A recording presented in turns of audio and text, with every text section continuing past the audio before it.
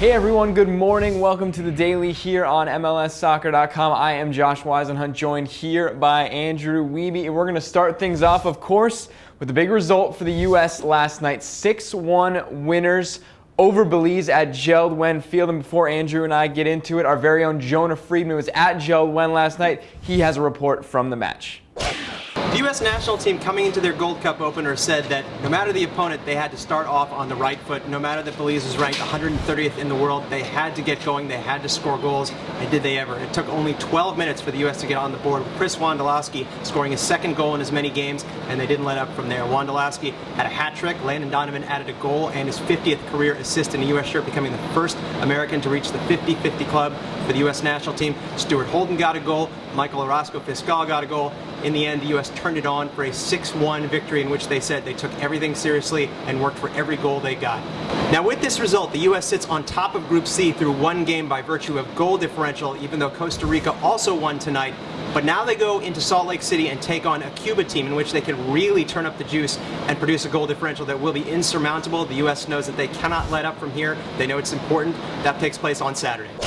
Thanks, Jonah. Of course, Andrew, as he mentioned, this is now the second straight match that the U.S. has scored 6 goals against an opponent. Obviously, it only gets tougher from here on out, but what's last night's result mean for Jurgen Klinsmann? Well, I think it's just a positive sign in the sense that they know teams in this tournament will bunker against them. You have to expect Cuba to do that. The U.S. outpassing Belize by 3 times in this match, more than 600 passes. So it's encouraging to see them understand how to break a team like that down. The early goals, certainly important, but you have to expect Cuba will do similar things. Can Wondolowski be the same poacher in front of net? Can they rack up the same amount of passes? That's yet to be seen, but I think this was a good step forward for this side. Yep, and of course you mentioned Cuba. They will have their backs against the wall when they face the U.S. They went down last night 3-0 at the hands of Costa Rica. Columbus crewman Jairo Arrieta getting a goal in that one. Of course, we have a lot more Gold Cup coverage coming to you on MLSsoccer.com. Make sure a little bit later on today you check out Gold Cup Today right here on the site.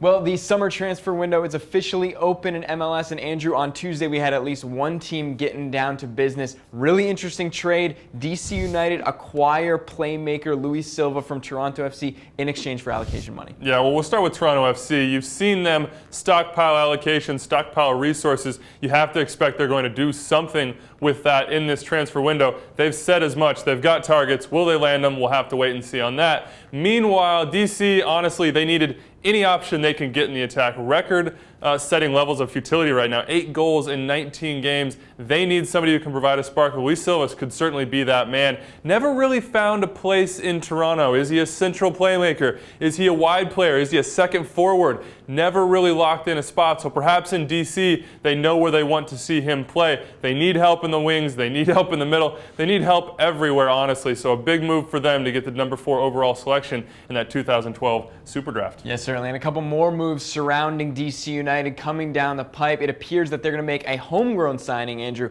Colin Martin, a midfielder out of Wake Forest who's been in their academy for a couple years, spent some time with the U.S. U20s recently. And it's also being reported that Alain Rochat, who's played just 5 games for DC United since arriving from Vancouver, is on the way out. What would that mean? Yeah, you saw it after his trade from Vancouver to DC. He was not happy, had a pregnant wife there in Vancouver. The timing for him just wasn't right. Didn't seem to understand the mechanisms here in MLS. So not a huge surprise on DC United's side. The fee being reported by Stephen Goff of the Washington Post is more than $500,000. So you have to think that's a tidy bit of business. At the same time, we mentioned it before, they need help. They need anyone they can get to turn their season around. And Alain Rochat had been praised by the coaching staff and the players. So it remains to be seen if they can replace him and who will do that. Yeah, certainly. They definitely need some help at the back as well. But at least they're trying. DC United making moves, and the summer transfer window just opened up. We will have all the news on potential comings and goings on MLSsoccer.com.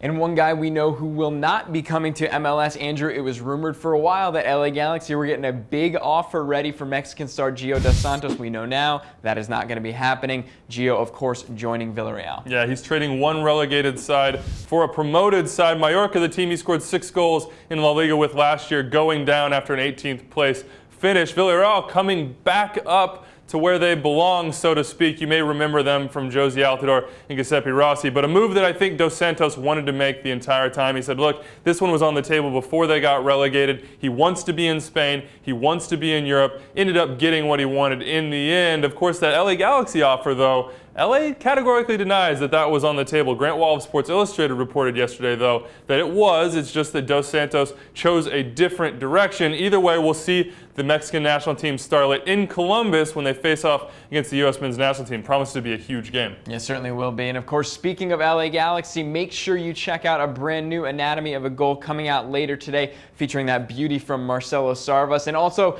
download the March to the Match podcast. The guys are going to have Caleb Porter on from the Portland Timbers, of course, ahead of that LA-Portland matchup this weekend on NBC Sports Network. And AT&T Goal of the Week voting is still underway, running through until Thursday. Andrew, who you got? I'm going to go Sarvas. I am a sucker for one-touch passing in the air, and that was an incredible sequence, finished off by one of the most underrated players in MLS this year. Yep, certainly Sarvas is having one heck of a season. That does it for us here on The Daily. We will talk to you guys tomorrow.